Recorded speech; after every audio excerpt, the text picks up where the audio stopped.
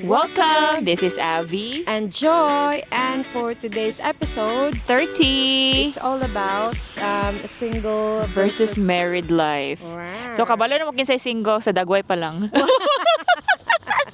Salvahis kay ba?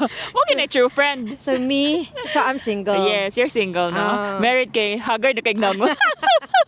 What is your comment about those single who financially support their parents? Does it need to be or not, and why? Diba? So, in my case, I am fortunate enough nga akong parents dili ko gina-oblige bitaw nga mo support sa ila, di sila mangay og kwarta. Okay. Wanda. Rolio sa letrang B. Unsa man na? B4. Kasabot ka sa ko agi. Sumudi, uy, Loy, the best part of being married. Wow. Siyempre, ang mga bedroom nights.